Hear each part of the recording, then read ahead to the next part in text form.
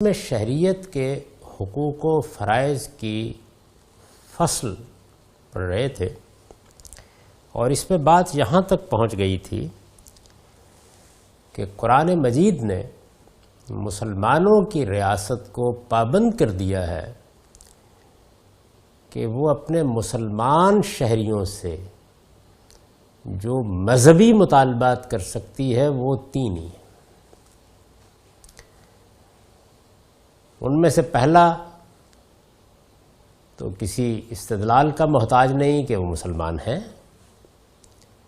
دوسرے نماز اور تیسرے زکوٰۃ۔ نماز اور زکوٰۃ ان دو کو گویا عملی اظہار یا علامتی اظہار بنا دیا گیا ہے اس چیز کا کہ یہ شخص مسلمان ہے۔ یہ وہ جگہ ہے جہاں دور حاضر میں شدید غلطی ہو رہی ہے، یعنی نفاذ شریعت کے جو مطالبات کیے جاتے ہیں یا حکمرانوں کو توجہ دلائی جاتی ہے یا مذہبی جماعتیں اس مقصد کے لیے انتخابات لڑتی ہیں، تو لوگوں کی وحشت کی بہت بڑی وجہ یہی ہے، یعنی وہ یہ محسوس کرتے ہیں کہ خدا اور بندے کے تعلق میں ریاست آ کر کھڑی ہو جائے گی، اور وہ تینوں جگہ یعنی دو ریاستیں تو اس وقت قائم ہیں، ایک تیسری بھی چند سال کے لیے قائم ہوئی تھی، وہ طالبان کی ریاست تھی جس کو امارت اسلامی افغانستان کہا گیا۔ اس میں بھی لوگوں نے یہی دیکھا کہ جن لوگوں کے پاس اجتماعی نظم ہے وہ جو کچھ بھی دین سمجھتے ہیں، ظاہر ہے کہ دین کی تعبیرات میں بھی بہت فرق ہوگا، دین کو سمجھنے میں بھی بہت کچھ تفاوت رہے گا، لیکن جو حکمرانوں کے نزدیک دین کی تعبیر ہے، یعنی ایران میں ایرانی علماء کے نزدیک، سعودی عرب میں سعودی علماء کے نزدیک، اس لیے کہ وہ حکومت علماء اور حکمرانوں کے مابین ایک معاہدے کے نتیجے میں قائم ہوئی ہے، اور طالبان کی حکومت میں جو ملا عمر ان کی شورا کے نزدیک دین ہے، وہ اس کے ایک ایک حکم کی لوگوں سے پابندی کرائیں گے، یعنی دین صرف خدا اور بندے کے درمیان کا معاملہ نہیں رہے گا، ریاست درمیان میں آئے گی اور وہ خدائی احکام کا نفاذ کرے گی۔ یہ وہ جگہ ہے جہاں پر عام طور پر مسلمانوں کا علم کھڑا ہے، اور میں نے عرض کیا کہ دوسری انتہا کیا ہے؟ دوسری انتہا یہ ہے کہ ریاست کو سرے سے ہم سے کوئی مطالبہ کرنے کا حق ہی نہیں۔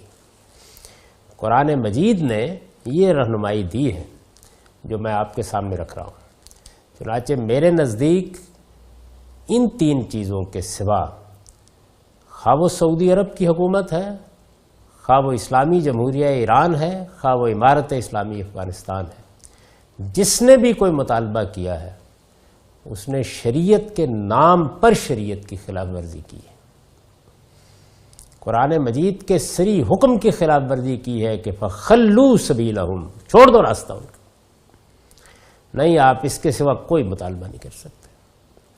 اس کے سوا جو کچھ ہے اس میں تبلیغ کیجئے، تلقین کیجئے، تعلیم دیجئے، ایسا ماحول پیدا کیجئے کہ جس میں لوگ زیادہ سے زیادہ دین کے پابند ہوں، لیکن آپ کو ہرگز حق نہیں ہے کہ آپ اس کے سوا کوئی مطالبہ قانون کی طاقت سے کر سکیں۔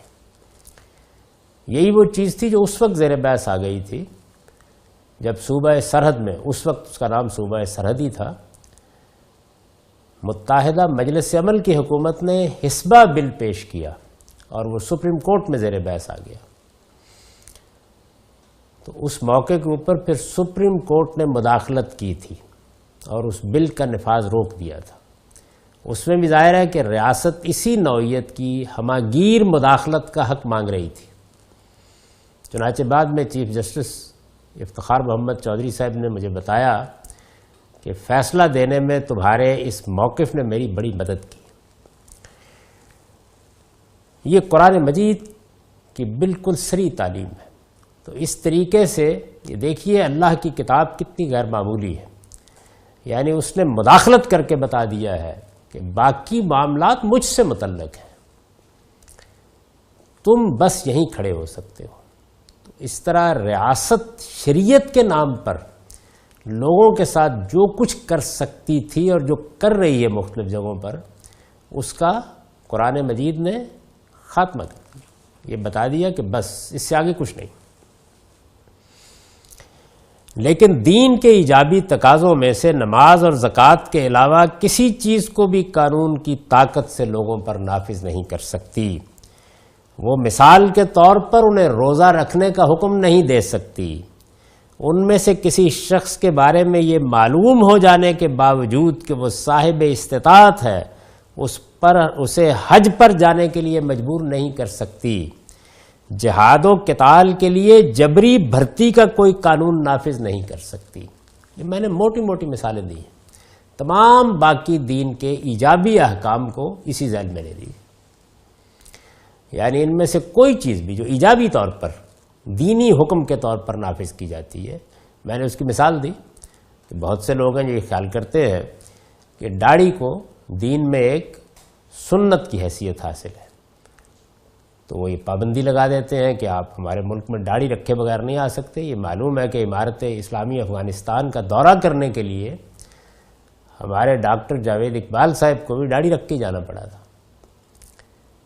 اسی طریقے سے کھیل کے میدان میں آپ کیا لباس پہنیں گے، کیا لباس نہیں پہنیں گے، اس پر پابندی لگا دی گئی۔ اور بھی اس نوعیت کی بے شمار چیزیں ہیں کہ جن میں جو دین کے ایجابی احکام ہیں، ریاست نے ان کو نافذ کیا، اور جب ریاست نے نافذ کیا تو میں پوری ذمہ داری کے ساتھ یہ عرض کر رہا ہوں کہ اس نے شریعت کی خلاف ورزی کی۔ یہ حق اس کو دیا ہی نہیں گیا، بلکہ اس کو حکم دیا گیا ہے فَخَلُّوا سَبِيلَهُمْ کا مخاطب فرد نہیں ہے، نظم اجتماعی ہے، راستہ چھوڑ دو ان لوگوں کا، اس کے بعد تمہیں مداخلت کا حق نہیں ہے۔ جہاد و قتال کے لیے جبری بھرتی کا کوئی قانون نافذ نہیں کر سکتی۔ مختصر یہ کہ جرائم کے معاملے میں اس کا دائرہ اختیار آخری حد تک وسیع ہے اور وہ ہر ریاست کا ہوتا ہے، اس لیے کہ جب آپ جرم کا ارتکاب کرتے ہیں تو اپنا بنیادی حق ختم کر دیتے ہیں۔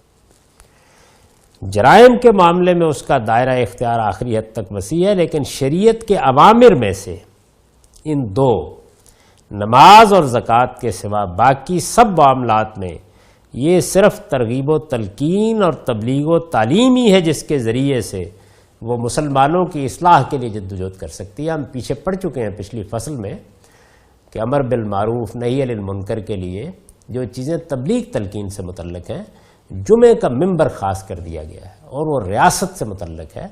اس کو استعمال کر کے جن چیزوں کو بھی ارباب حل و عقد سمجھتے ہیں کہ معاشرے میں فروغ پانا چاہیے، وہ ان پر گفتگو کریں، بات کریں، دلائل دیں، لوگوں کو قائل کریں، تبلیغ کریں، تلقین کریں۔ یہ ان کا حق ہے، اور یہ ہر انسان کا حق ہے دنیا میں کہ وہ کوئی نقطہ نظر رکھتا ہے لوگوں تک پہنچائے۔ لیکن مسئلہ اس وقت پیدا ہوتا ہے جب آپ یا بندوق کی طاقت استعمال کرتے ہیں یا قانون کی طاقت استعمال کرتے ہیں۔ اس کے اوپر قرآن مجید نے حد لگا دی ہے، اس سے آگے نہیں۔ مسلمانوں کی اصلاح کے لیے جدوجہد کر سکتی ہے اس طرح کے تمام معاملات میں، اس کے سوا یعنی ایجابی احکام کے معاملے میں اس کے سوا کوئی چیز اس کے دائرہ اختیار میں نہیں ہے۔ رسول اللہ صلی اللہ علیہ وسلم نے خطبہ حجۃ الوداع میں اسی بنا پر فرمایا ان دماءکم و اموالکم و اعراضکم بینکم حرام کحرمت یومکم ھذا فی شہرکم ھذا فی بلدکم ھذا۔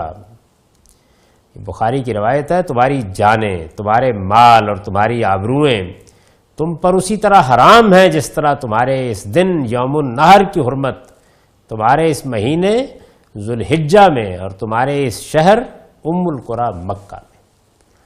گویا جان، مال اور آبرو کو حرمت حاصل ہے۔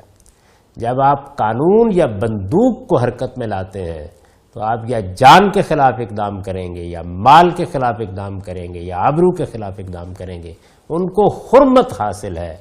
ہاں البتہ یہ تین مطالبات آپ کر سکتے ہیں، یعنی خدا نے صرف اس کا حق آپ کو دیا ہے۔ اور پھر وہی بات کہ الا یہ کہ کوئی شخص کسی جرم کا ارتکاب کر دے، وہ یہاں زیر بحث نہیں۔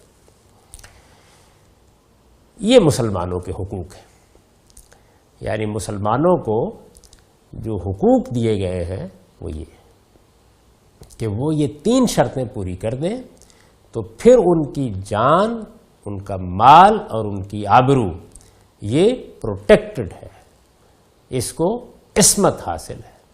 پھر اس کے خلاف نہ کسی فرد کو کوئی کارروائی کرنے کی اجازت دی جائے گی، نہ ارباب حل وقت کو یا نظم اجتماعی کے ذمہ داروں کو کوئی کارروائی نہیں کر سکتے. اسی وجہ سے یہ بات واضح کی ہے میں نے کہ زکوٰۃ ہے جس کے بعد مالی مطالبہ بھی نہیں کیا جا سکتا الا یہ کہ مسلمانوں کی رضامندی سے کوئی قانون بنایا جائے. یعنی جو چیز بالجبر ان پر عائد کی جا سکتی ہے، جس میں ان کی رائے پوچھنے کی بھی ضرورت نہیں ہے، کیوں؟ اس لیے کہ وہ مسلمان ہو چکے ہیں، وہ زکوٰۃ ہے.